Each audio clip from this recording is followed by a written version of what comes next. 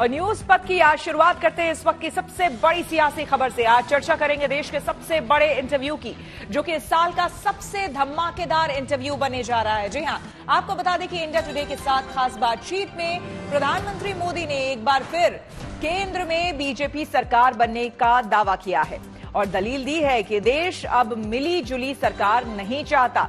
इस super exclusive interview में प्रधानमंत्री मोदी ने विपक्ष पर भी तीखा हमला बोला है। उन्होंने कहा है कि परिवारवादी पार्टियों को बीजेपी के लोकतंत्र से परेशानी होती है। दुनिया में भारत के बढ़े कदम पर बातचीत करते हुए प्रधानमंत्री ने साफ कहा है कि आज भारत वैश्विक आवाज तय करता है।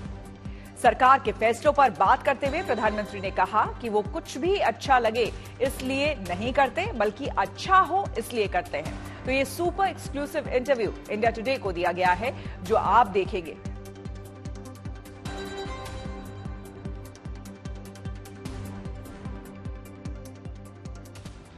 और इंडिया टुडे के साथ सुपर एक्सक्लूसिव इंटरव्यू में प्रधानमंत्री मोदी से बातचीत की इंडिया टुडे के चेयरपर्सन और editor in chief Arun Puri ने इंडिया टुडे की वाइस चेयरपर्सन कली पुरी और ग्रुप एडिटोरियल डायरेक्टर राज चिंगप्पा ने।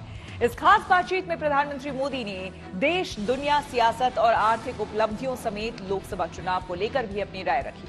प्रधानमंत्री मोदी ने नए साल की विश लिस्ट पर क्या कहा, आपको बता दें। वो नए साल पर चाहतों की सूची बनाने में विश्वास नहीं करते, बल्कि अपने लिए कार्य सूची बनाने में विश्वास करते हैं। उन्होंने कहा कि मेरे लिए राष्ट्र पहले है और इसी नजरिए से फैसला करता हूं। मैं जब कुछ शुरू करता हूं तो मुझे आखिरी बिंदु पता होता है। यह भी कहा कि मैं ब्लूप्रिंट का ऐलान नहीं करता, बड़ी कैनवस पर काम करता हूं।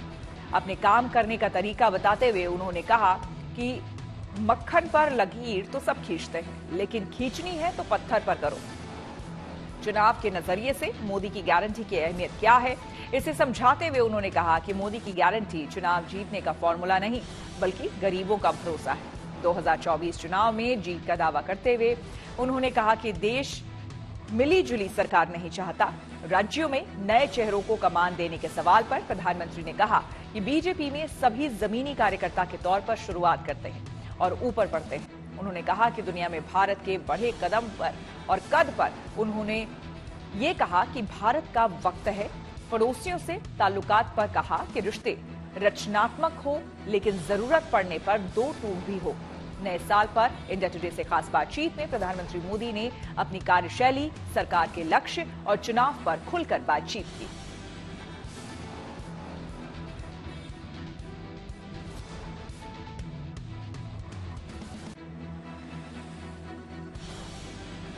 तो इस एक्सक्लूसिव इंटरव्यू में प्रधानमंत्री ने कई बड़ी बातें कही। कुछ भी अच्छा लगे इसलिए नहीं करता, अच्छा हो इसलिए करता हूं, ये कहा प्रधानमंत्री ने।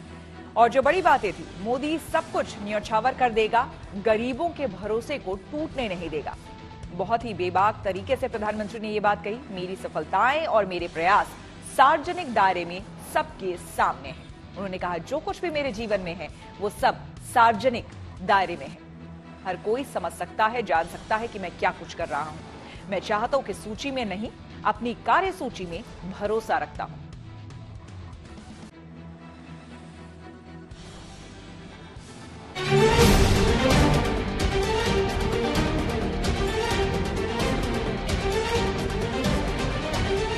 मोदी की गारंटी वाली गाड़ी देश की सफलता की गारंटी बनेगी और ये भी मोदी की गारंटी है।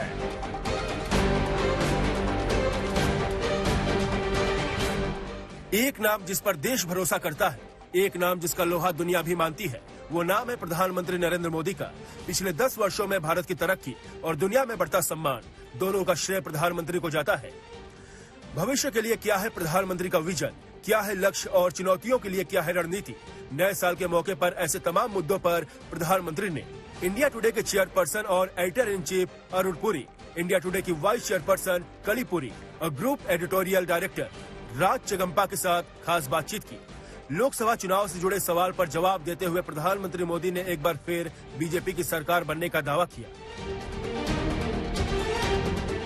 आज इस बात पर सब एकमत है कि भारत मिलीजुली सरकार नहीं चाहता है। लोगों ने प्रशासन का अभाव, तुष्टीकरण की राजनीति, भ्रष्टाचार और अस्थिरता देखी है, इसलिए 2024 में लोगों की पसंद बीजेपी है। इंडिया टुडे से खास बातचीत में पीएम मोदी ने विपक्ष की परिवारवादी पार्टियों पर निशाना साधा। उन्होंने कहा, परिवारवादी पार्टियों को बीजेपी में लोकतंत्र से परेशानी होती है। हमारी पार्टी स्पष्ट विजन के साथ एक कैडर आधारित पार्टी है। हम सब ने जमीनी स्तर के कार्यकर्ता के तौर पर शुरुआत की और कड़ी मेहनत के साथ आगे बढ़े। 3 राज्यों में जीत के बाद नए चेहरे को कमान देने के लिए सवाल पर प्रधानमंत्री ने कहा कि ये बीजेपी के लिए नई बात नहीं, क्योंकि गुजरात में खुद उनको बगैर किसी प्रशासनिक अनुभव के मौका मिला था। इस बातचीत में प्रधानमंत्री ने यह भी कहा कि कार्यकर्ता के तौर पर मिले जमीनी अनुभवों का इस्तेमाल अब वो सुधारों की रणनीति तैयार करने के लिए करते हैं। पीएम मोदी ने इंडिया टुडे के इंटरव्यू में कहा, जमीनी स्तर से जुड़ा रहने से मुझे पता चला कि सुधारों में जिंदगी कैसे बदलेगी। मैं जानकारों की बात सुनता हूँ, उनकी सलाह और जमीनी अनुभव से रणनीति तैयार करता हूँ। हाल में 3 राज्यों के चुनाव में जनता ने प्रधानमंत्री मोदी की गारंटी पर भरोसा दिखाया और चुनावी जीत मिली। पीएम मोदी के लिए यह गारंटी सिर्फ एक शब्द नहीं। प्रधानमंत्री ने कहा कि मोदी की गारंटी चुनाव में जीत का कोई फार्मूला नहीं है, बल्कि ये गरीबों का भरोसा है। आज हर गरीब जानता है कि मोदी कभी भी अपने कर्तव्यों से पीछे नहीं हटेगा। गरीबों का यही भरोसा मुझे ऊर्जा देता है। आज दुनिया भर में भारत का कद और सम्मान बढ़ा है। G20 की कामयाब मेजबानी से हमारा रुतबा और बढ़ा है। प्रधानमंत्री मोदी ने कहा कि कभी हम अलग अलग प्लेटफॉर्म पर आवाज की तलाश करने वाले देश हुआ करते थे, अब हम वैश्विक आवाज तय करते हैं। आज दुनिया इस बात पर सहमत है कि ये भारत का समय है। देश के लिए चीन और पाकिस्तान का मुद्दा हमेशा से चुनौती रहा है। पड़ोसियों के मामले में रणनीति के सवाल पर प्रधानमंत्री मोदी ने कहा, पड़ोसियों से मोदी के निपटने का तरीका है, जब जरूरत हो सहयोग कीजिए और जब जरूरत हो सख्त हो जाइए। चुनौतियां और नई पहल दोनों स्तर पर पहले के मुकाबले बदलाव देखा जा सकता है। 2027 में विकसित भारत के विजन के बारे में बात करते हुए पीएम ने गरीब, युवा, किसान और महिलाओं पर ध्यान देने की बात कही। उन्होंने कहा कि मैं लोगों में उम्मीद देखता हूं कि भारत 2047 में विकसित देश बनेगा। लोगों की यही ऊर्जा मुझे आगे बढ़ाने के लिए प्रेरित करती है। हम ज्ञान पर ध्यान देंगे। ज्ञान में G का मतलब गरीब, Y का मतलब युवा, A का मतलब अन्नदाता और N का मतलब नारी शक्ति है। पीएम मोदी ने कई ऐसे क्षेत्रों और विषयों के बारे में लोगों को सोचने के लिए मजबूर किया जिनकी चर्चा कभी नहीं होती थी, लेकिन वो बेहद जरूरी थे। आखिर क्यों और कैसे, इस बारे में पीएम मोदी कहते हैं, माखन पर लकीर तो सब करते हैं, करनी है तो पत्थर पर लकीर करो। कठिन है तो क्या हुआ, शुरुआत तो करें। पीएम मोदी 2024 में बीजेपी के लिए भरोसा है। पीएम मोदी 2024 के लिए पूरे विपक्ष के लिए सबसे बड़ी चुनौती है। Bureau report, good news today. और आइए अब बात ऐसी तस्वीरों की कर लेते हैं जिनका जिक्र सरेराह है। ये तस्वीरें सुर्खियों में भी है और सोशल मीडिया पर भी है। इनसे आपका बाखबर होना बेहद जरूरी है, क्योंकि चौराहे पर इन्हीं की चर्चा है। चर्चा शानदार हनुमान चालीसा धुन की भी है।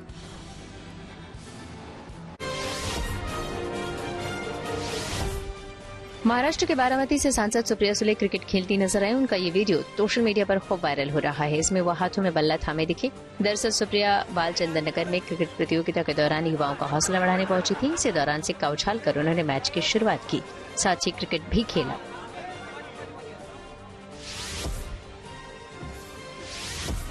हिमाचल प्रदेश पुलिस के कुछ जवानों ने हनुमान चालीसा पर शानदार धुन बजाई। दरअसल ये मौका शिमला विंटर कार्निवल का है, जिसके हाल में वहां शुरुआत हुई है। इसी आयोजन में बजरंगबली पर बनाई इस धुन ने लोगों का दिल जीत लिया और वो खुद को तालियां बजाने से नहीं रोक सके। नए साल के पहले हफ्ते में भी शिमला विंटर कार्निवल का जश्न जारी रहेगा।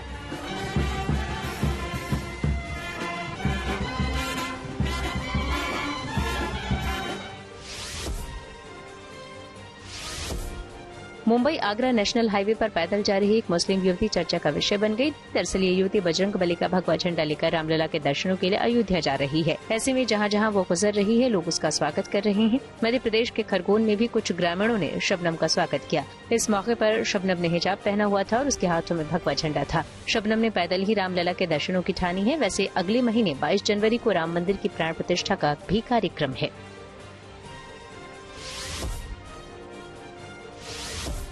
बिहार के बेगूसराय में गानों पर हथियार के साथ रील बनाना एक युवक को महंगा पड़ गया। दरअसल इस युवक ने हथियार के साथ डांस करते हुए एक रील बनाई थी, जिसका वीडियो भी सोशल मीडिया पर वायरल हुआ। फिर जैसे ही पुलिस को इसकी जानकारी लगी तो आरोपी को पकड़ लिया गया।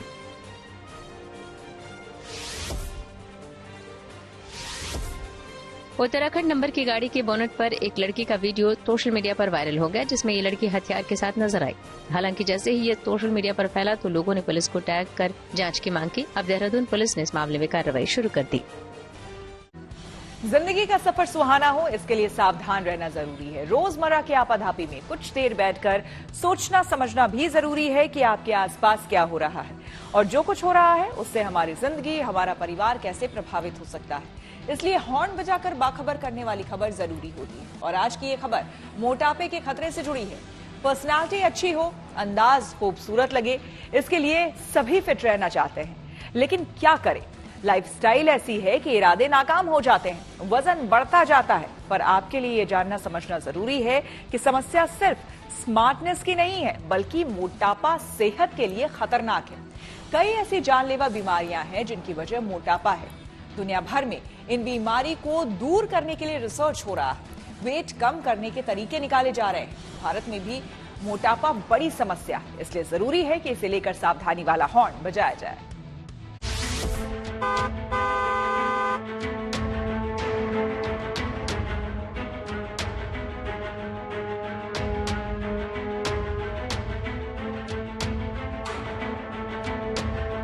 इंसान का दिल बड़ा होना चाहिए, सपने भी बड़े होने चाहिए, शौक भी बड़े हों तो चलेगा, लेकिन अगर साइज बड़ा हुआ तो समझ लीजिए कि समस्या है।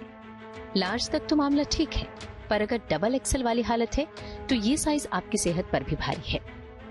चिंता सिर्फ पर्सनालिटी को लेकर नहीं है, जरूरत से ज्यादा वजन आपके व्यक्तित्व की खूबसूरती तो खत्म करेगा ही, ऐसी कई बीमारियों को न्योता भी देगा जो जानलेवा साबित हो सकती है। इसलिए मोटापे को लेकर सावधान होना जरूरी है, हॉर्न बजाना जरूरी है।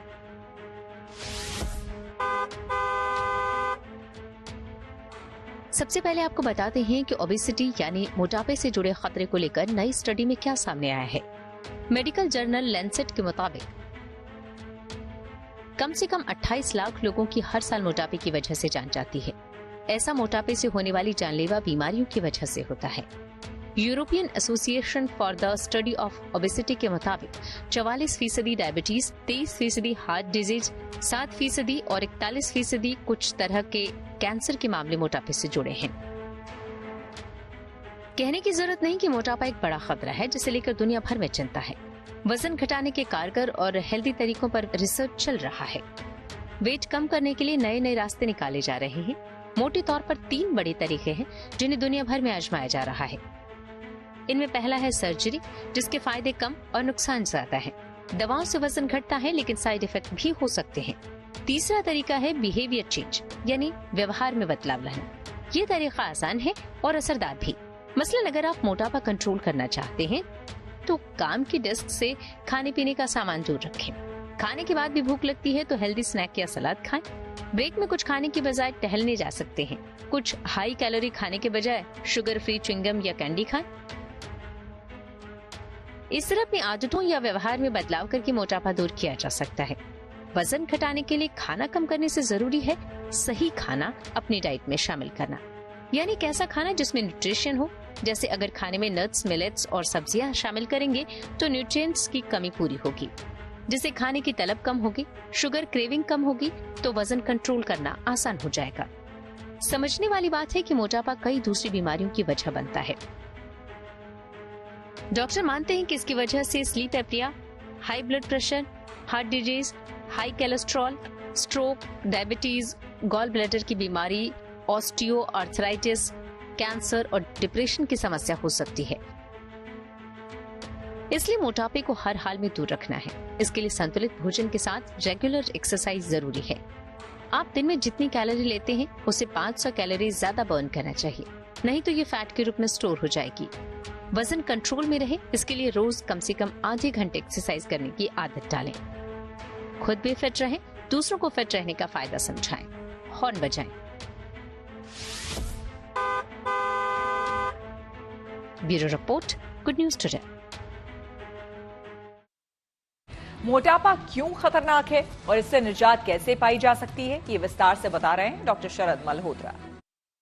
मोटापे के अपने आप में होने वाली समस्या 2 तरह से जुड़ी हुई है। एक फिजिकल होती है, एक मेंटल किस्म की होती है। फिजिकल इशू ये होता है कि वजन ज्यादा होने की वजह से इंसान की एक्टिविटी कम हो जाती है, चलना फिरना कम हो जाता है, उसके खान पान का तरीका बदल जाता है, एक नेगेटिव सोच पैदा हो जाती है, बॉडी को, शरीर को देखने का तरीका जो है, जिसे हम बॉडी शेमिंग कहते हैं, वो चीज डेवलप करते हैं। इंसान अपने मन में एक डर बिठा लेता है कि मोटापा अपने आप में एक खराब किस्म की बीमारी है। दूसरी एस्पेक्ट होता है जो मोटापा किसी दूसरे ऑर्गन सिस्टम को मदद बढ़ाता है। देखिए, हमारा देश दुनिया का diabetes capital of the world बन चुका है। उसके अलावा हमारे यहाँ पे होने वाली जो हार्ट की समस्या है, यदि हम वेस्टर्न पॉपुलेशन को पश्चिम सभ्यता के हिसाब से देखें तो उनसे एक डिकेड पहले यानी 10 साल पहले हम डेवलप कर लेते हैं। फैटी लिवर बढ़ रहा है, आर्थराइटिस की समस्या बढ़ रही है क्योंकि सारा वजन कमर पे और घुटनों के ऊपर जोर पैदा कर रहा है। ये सारी चीजें मिल करके धीरे धीरे इंसान को बीमार कर रही हैं। इन्हीं चीजों की ज्यादा वजन होने की वजह से शुगर बढ़ती है, ब्रेन के अंदर स्ट्रोक का, पैरालिसिस का, फालिज का खतरा पैदा होता है। तो आज के समय में मोटापा, जिसको हम एक नॉन कम्युनिकेबल डिजीज की तरह मानने लग गए हैं, आने वाले समय के लिए एक बहुत खतरनाक चीज है यदि उसको आज के आज में रोका ना गया तो। डाइटिंग का प्लान नहीं, ईटिंग का प्लान, खाना अच्छा खाने का प्लान रेडी होना चाहिए। फ्रेशली कुक्ड मील्स होने चाहिए। अपने खाने के अंदर हरी सब्जी, सलाद, पत्तेदार सब्जियां, इन सब चीजों का सेवन अच्छा होता है। एक दिन में मिनिमम 30 से 40 मिनट का किसी भी प्रकार का ऐसा एक्सरसाइज जो उसकी दिल की धड़कन को थोड़ा सा बढ़ाता है। शुरुआत के तौर पे इंसान घर पे योगा जैसी सिंपल एक्सरसाइज से भी स्टार्ट कर सकता है। जेडीयू को मिला है नया अध्यक्ष। आइए सीधे लिए चलते हैं न्यूज एक्सप्रेसवे पर, जहां देश भर की कुछ और जरूरी खबरें कर रही हैं आपका इंतजार। जेडीयू के अध्यक्ष पद पर एक बार फिर से सीएम नीतीश कुमार की वापसी हो गई। दरअसल दिल्ली में राष्ट्रीय कार्यकारिणी की बैठक में ललन सिंह ने इस्तीफा दे दिया, फिर उन्होंने नीतीश के नाम का प्रस्ताव रखा। इस बीच जेडीयू की कमान संभालते ही नीतीश कुमार ने पहला बड़ा फैसला लिया। अब वो जाति जनगणना के लिए देश भर में जनजागरण अभियान भी चलाएंगे। नीतीश कुमार जनवरी में इस अभियान की शुरुआत झारखंड से करेंगे। पूर्वोत्तर में मोदी सरकार को बड़ी कामयाबी हासिल हुई। दरअसल वहां गृह मंत्रालय ने उल्फा यानी United liberation front of Assam के साथ शांति समझौता किया। इस बैठक में गृह मंत्री अमित शाह, असम के मुख्यमंत्री हिमंता बिस्वा शर्मा समेत कई अधिकारी और उल्फा ग्रुप के सदस्य मौजूद रहे। इसे उग्रवाद के खात्मे की दिशा में एक बड़ा कदम माना जा रहा है। इस समझौते के तहत उल्फा के सदस्यों को, जिन्होंने सशस्त्र आंदोलन का रास्ता छोड़ दिया है, उन्हें मुख्य धारा में लाने का भारत सरकार हर संभव प्रयास करेगी। पीएम मोदी के अयोध्या दौरे से एक दिन पहले सीएम योगी आदित्यनाथ खुद रामनगरी पहुंचे। इस दौरान उन्होंने रामलला के दर्शन किए, साथ ही एयरपोर्ट से लेकर रेलवे स्टेशन तक सभी तैयारियों का जायजा लिया। इसके अलावा सीएम योगी ने रैली स्थल पर सेल्फी स्टिक के साथ सेल्फी भी खींची। असल में पीएम मोदी शनिवार को अयोध्या में करीब 11,000 करोड़ रुपए की विकास परियोजनाओं का उद्घाटन और शिलान्यास करेंगे। इसमें एयरपोर्ट भी शामिल है। अयोध्या में होने वाले राम मंदिर के प्राण प्रतिष्ठा कार्यक्रम के लिए कांग्रेस अध्यक्ष मल्लिकार्जुन खड़गे और सोनिया गांधी को भी न्योता भेजा गया। ये जानकारी पार्टी नेता जयराम रमेश ने दी। हालांकि वो अयोध्या जाएंगे या नहीं, इस पर अभी फैसला नहीं हुआ। आईपीएस अधिकारी नीना सिंह को सीआईएसएफ का डायरेक्टर जनरल बनाया गया। वो ये जिम्मेदारी संभालने वाली देश की पहली महिला अधिकारी होंगी। नीना सिंह फिलहाल सीआईएसएफ में ही स्पेशल डीजी की पोस्ट पर थी। साथ ही वो राजस्थान पुलिस की पहली महिला डीजीपी भी रह चुकी हैं।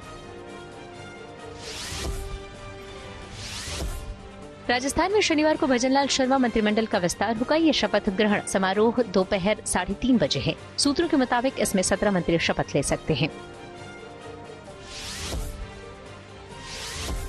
बिहार के मोतिहारी में एक विमान की बॉडी पुल के नीचे फंस गई। दरअसल इसे ट्रक के जरिए मुंबई से असम ले जाया जा रहा था, लेकिन यह हादसा होने की वजह से वहां काफी जाम लग गया। फिर काफी मशक्कत से स्थानीय लोगों की मदद से इस प्लेन के स्क्रैप को बाहर निकाला गया।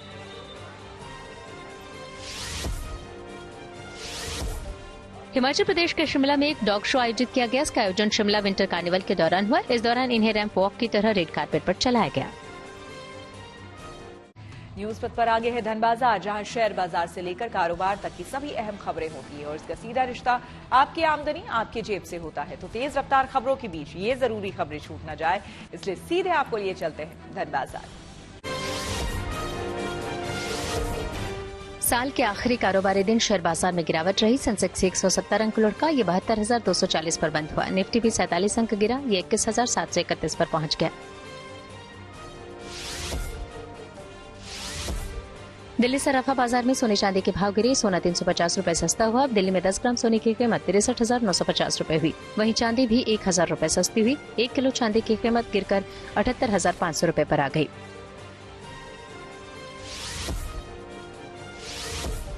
कारोबार जगत से देश के लिए अच्छी खबर आई। कोर सेक्टर की ग्रोथ नवंबर में 7.8% रही, जबकि पिछले साल इसी दौरान ये 5.7% दर्ज की गई थी।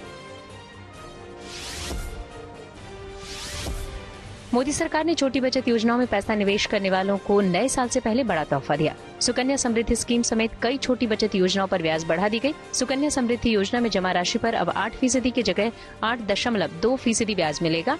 वहीं 3 साल की बचत योजना पर मिलने वाले ब्याज को 7 से बढ़ाकर 7.1% कर दिया गया।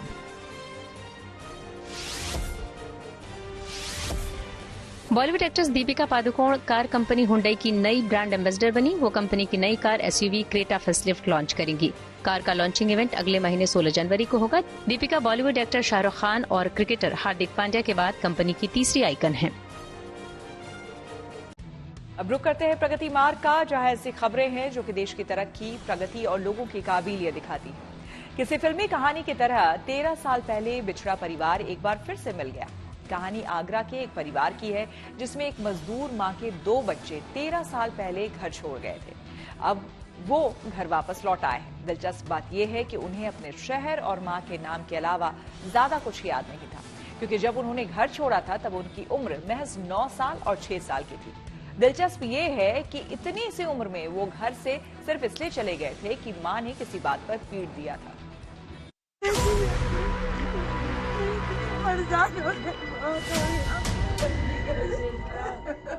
ये आंसू खुशी की है। 13 साल पहले बिछड़ गए बच्चों के वापस लौट आने की खुशी। एक माँ जो 13 साल से ये कसक अपने सीने में दबाए बैठी थी कि उसने अपनी बच्ची को क्यों डांटा, क्यों मारा कि वो घर छोड़कर ही चली गई। क्या वो अच्छी माँ नहीं बन सकी? आज वो सारे सवाल आंसू बनकर उतर आए हैं। रूंधे गले से वो सारे सवाल अपनी बच्ची से दोहरा रही है। मुझे सब लोग कहते हैं कि तुमने अपने बच्चे की कदर ना करी। मैंने एक चिमटा का भारी बेटा, तू इतनी दूर मुझसे छोड़ के चली गई। आगरा के इस परिवार की कहानी किसी फिल्म की स्क्रिप्ट लग सकती है आपको। नीतू एक माँ जो मजदूरी करके अपने बच्चों को पालती थी। 9 साल की राखी और 6 साल का बबलू, यही थे उनके 2 बच्चे। एक दिन बच्ची को किसी बात पर चिमटे से मारा। बच्ची ने गुस्से में घर छोड़ दिया और भाई को भी साथ ले गई। अब 13 साल बाद एक बार फिर वो अपने परिवार के बीच लौट आई है, लेकिन अब उसे कुछ याद नहीं कि उसने घर क्यों छोड़ा था। बस याद है तो उसके बाद का संघर्ष। मैं बहुत खुश हूँ कि इतने टाइम बाद अब मैं अपने घर आई हूँ और अपनी मम्मी से मिल रही हूँ, नानी से मिल रही हूँ, नाना, सब लोगों से। मुझे पता नहीं था मेरी इतनी बड़ी फैमिली है। अच्छे से याद नहीं है, बस ट्रेन में थी और अलग हो गई मम्मी से और इतना दूर हो जाऊंगी पता ही नहीं था। फिर मैं अब एनजीओ में बड़ी हुई हूँ इतने साल, 10th और 12th वहीं से करी है और अब मैं जॉब कर रही हूँ तो वहां से निकल गई हूँ अपने आप पर रह। हालांकि अब खुशियां लौट आई हैं। माँ अपनी बेटी को बचपन की हर बात याद दिलाने की कोशिश कर रही है। बेटा भी लौटने वाला है। अच्छी बात यह है कि दोनों बच्चे न सिर्फ सही सलामत लौटे हैं, बल्कि परिवार का सहारा बनकर लौटे हैं। राखी की तरह बबलू भी बेंगलुरु में कंपनी में नौकरी करने लगा है, लेकिन बीते 13 सालों में एक माँ पर क्या गुजरी वो शायद बच्चे कभी न समझ पाए। हमें खबर मिलेगा तो हम बता देंगे, यही कहते थे साहब। बच्चे भीख मांग रहे रास्ता में, देखो कहीं तुम्हारे बच्चों को ले गए हो। तो मैं बच्चों को देखती थी, मैं कहती थी भगवान जी मेरी नहीं। फिर मैं कई जनों ने बताई कि सूरत जाओ, तो मैंने किसी से कर्जा करके सूरत गई, 20,000 रुपया कर्जा करके। फिर मैं सूरज में देखी तो दोनों बच्चे भीख मांग रहे थे, वो क्या कहते कबाड़े बिनने थे, तो वो वहीं के बच्चे निकले। तो फिर वहां से हम लौट आए। माँ की हर कोशिश नाकाम ही रही। बच्चे लौटे भी अपनी कोशिशों से। बबलू ने बाल अधिकार के लिए काम करने वाले एनजीओ से संपर्क किया, अपनी आधी अधूरी कहानी बताई। फिर कड़ियां जोड़ते जोड़ते उन्होंने आखिरकार उन्हें वापस अपने परिवार से मिला दिया। गुमशुदा प्रकोष्ठ के माध्यम से जो जानकारी मिली थी, जिस एड्रेस पर गए तो उस एड्रेस पर ये बच्ची की माँ जो है मकान खाली करके जा चुकी थी। फिर कई सारी चीज़ों से फिर इनको खोजबीन की गई तो फिलहाल इनका परिवार मिल गया। सागंज में ये रहती हैं और फिर इन बच्चों को वीडियो कॉल से व्हाट्सएप कॉल पर हमने बात कराई, तो इन्होंने अपने बच्चों को पहचान लिया और फिर आज बच्ची आगरा आ गई है, अपने परिवार से मिली है। बच्चे वापस अपने परिवार में आकर खुश हैं। माँ को तो मानो जिंदगी वापस मिल गई है। पूरा परिवार, रिश्तेदार, आस पड़ोस के लोग इस अद्भुत मिलन से खुश हैं। मिठाइयाँ बट रही हैं। शुरुआत कैसी भी हो, अंत अच्छा होना चाहिए। Arvind Sharma, Agra, good news today. के सफर में अब सोशल अड्डा का रुख करते हैं, जहां आज बात होगी कोलकाता की ऐतिहासिक पहचान ट्राम की। मीडिया रिपोर्ट के मुताबिक पश्चिम बंगाल सरकार कोलकाता की 150 साल पुरानी इस विरासत को हटाने की तैयारी में है। बताया जा रहा है कि नए साल यानी कि 2024 से कोलकाता में सिर्फ एक ही रूट पर ट्राम चलाई जाएगी। सरकार की योजना है कि एस्प्लेनेड से खिदिरपुर रूट पर ही ट्राम सेवा रहेगी, जो कि पर्यटन और मनोरंजन के लिहाज से चलाई जाएगी। दरअसल कोलकाता पुलिस ने परिवहन विभाग को खत लिखा है कि शहर में ट्राम लाइन से सड़कों पर जाम और दुर्घटनाएं होती हैं, इसलिए इन्हें हटाने की जरूरत है। लेकिन कोलकाता की विरासत कही जाने वाली ट्राम को हटाने के विरोध में शहर के लोग और ट्रांसपोर्ट एक्सपर्ट आवाज उठा रहे हैं। ट्राम का समर्थन करने वालों का आरोप है कि पिछले 3 दशकों से ट्राम को हटाने की योजना बन रही है, ताकि इसकी जमीन को कुछ हजार करोड़ रुपए में बेच दिया जाए। ब्रिटिश राज में कोलकाता में पहली ट्राम सेवा 24 फरवरी 1873 को सियालदा और अर्मेनियाई घाट के बीच शुरू हुई थी। तब ट्राम को घोड़ों के जरिए खींचा जाता था। इसके बाद 1880 में ट्राम को कोलकाता शहर में आधिकारिक तौर पर शुरू किया गया था। फिर साल 1902 से कोलकाता में इलेक्ट्रिक ट्राम कार चलाई जाने लगी। कलकत्ता ट्रामवेज कंपनी के तहत 1969 में सबसे ज्यादा करीब 71 किलोमीटर लंबे ट्रैक पर ट्राम चलती थी। पहली ट्राम सर्विस हावड़ा सेक्शन पर 1970-71 में बंद हुई। इसके बाद धीरे धीरे ट्राम सेवाएं बंद होने लगी और आज स्थिति ये है कि वेस्ट बंगाल ट्रांसपोर्ट कॉरपोरेशन के तहत कोलकाता में महज 8 किलोमीटर के दायरे में 3 रूट पर ही ट्राम चल रही है, जबकि सरकारी आंकड़ों के मुताबिक साल 2011 में जब ममता बनर्जी सत्ता में आई थी, तब कोलकाता में करीब 60 किलोमीटर के दायरे में 37 ट्राम रूट्स थे। एक तरफ जहां लिस्बन, डबलिन और बर्लिन जैसे विदेशी शहरों में ट्राम को फिर से जीवित किया जा रहा है, वहीं कोलकाता में ट्राम को खत्म करने की तैयारी है। आलोचकों का कहना है कि कोलकाता में ट्राम को बचाने की जरूरत है, क्योंकि इसमें बस से ज्यादा लोग बैठ सकते हैं, इससे प्रदूषण नहीं होता और ये सुरक्षित भी है। ट्राम के मामले को लेकर कलकत्ता हाई कोर्ट में 2 जनहित याचिकाएं दाखिल की गई है, जिस पर जनवरी में सुनवाई होगी। ट्राम सर्विस को लेकर हमने कोलकाता के कुछ लोगों से बात की और उनकी राय जानी। पहले मूवी में देखा था, न्यूज़पेपर में पढ़ा था कि एशिया का पहला ट्राम है, इसीलिए अब सुना है कि ज़्यादा ये रूट पे तो नहीं चलता। जो भी रूट पे चलता है एक्सपीरियंस के लिए, बच्चे के साथ घूमने आया तो इसके लिए इसको एक हेरिटेज की तरह रखना चाहिए मेरे हिसाब से, और टूरिज्म को बढ़ावा देने के लिए इसको रखना चाहिए, स्पेशली टूरिस्ट, चाहे वो इंडिया से ही हो चाहे वो बाहर से आए। चलना चाहिए, ये हेरिटेज है। इंडिया में एक ही है कलकत्ता, ये हम लोग कभी नहीं चाहेंगे बांग्लादेश के जो उठा देना चाहिए। चले चारों रूट चलता है, ये 4 रूट ही रहेगा। ये हाईकोर्ट में भी ये लोग पेश किया है। वाकई का ऐतिहासिक चीज है, हेरिटेज है। और 2 रूट श्याम बाजार और गरियाहाट धनतल्ला से चल रहा है, बाकी सब रूट तो ऑलरेडी सरकार बंद ही कर चुकी है। लेकिन इस हेरिटेज को बंद नहीं करना चाहिए, इसको रखना चाहिए। हमारे आने वाली पीढ़ी भी तो देखे कि पूरे भारतवर्ष में कहीं भी ट्राम नहीं है सिवाय कोलकाता के। इस हेरिटेज को हमेशा बचाकर ही रखना चाहिए। पहले जैसे हम लोग बचपन में स्टोरी में, मूवीज में, जैसे कि अदर कंट्रीज आउटसाइड इंडिया जहाँ पे ट्राम को बहुत उसको लेटेस्ट टेक्नोलॉजी और वो सब से ये क्या है, ये एक ओल्ड हेरिटेज ये है। तो कलकत्ता में हम लोग अगर आए हैं तो दक्षिणेश्वर और ये सब अकॉर्डिंगली हमारे आइटिनरीज में ट्राम भी इंक्लूडेड है। इसको रखना चाहिए क्योंकि और अक्रॉस हमारे पूरे इंडिया में यही पे है ट्राम, तो इसको नहीं निकालना चाहिए, ये इट शुड बी हियर। मेरे हिसाब से नहीं हटाना चाहिए, क्योंकि एक ये धरोहर की तरह हम जानते हैं, आप कहीं पे भी जाते हो, ये बहुत सारे हिस्टोरिकल चीज़ों से ये हमें जोड़ता है।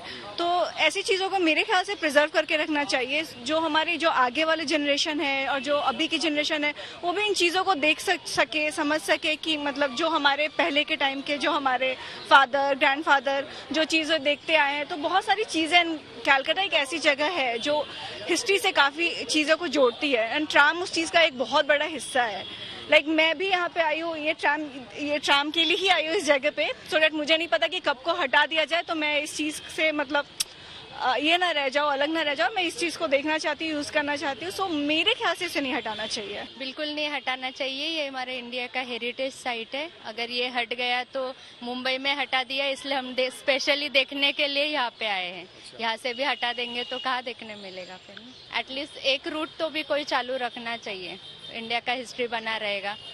इसरो अगले 5 साल में लॉन्च करेगा 50 सैटेलाइट। टेक्नोलॉजी से जुड़ी ऐसे ही हर एक जरूरी खबर को जानने समझने के लिए आइए आपको लिए चलें डिजिटल गलिए।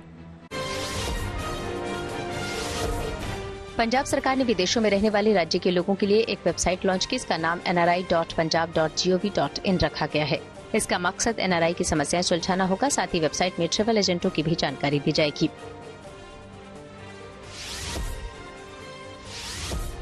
इसरो अगले 5 साल में 50 सैटेलाइट लॉन्च करेगा। ये बात इसरो चीफ एस सोमनाथ ने कही। इनसे सेना को भी बड़ी मदद मिलेगी। इन सैटेलाइट के जरिए अंतरिक्ष से देश की सीमाओं और पड़ोसी देशों पर भी नजर रखी जा सकेगी। सरकार ने क्रिप्टो करेंसी की ट्रेडिंग करने वाले बाइनेंस समेत 9 प्लेटफॉर्म को नोटिस जारी किया। ये कार्रवाई मनी लॉन्ड्रिंग एक्ट के तहत की गई। वित्त मंत्रालय से जुड़ी फाइनेंशियल इंटेलिजेंस यूनिट ने IT मंत्रालय को एक खत लिखा है और इसके URL यानी जिससे इन कंपनियों की वेबसाइट खुलती है उसे ब्लॉक करने को कहा गया। इसी के साथ न्यूज पथ में मेरे यानी कि श्वेता झा के साथ फिलहाल इतना ही। देश दुनिया की तमाम पॉजिटिव खबरों के लिए आप देखते रहिए गुड न्यूज टुडे।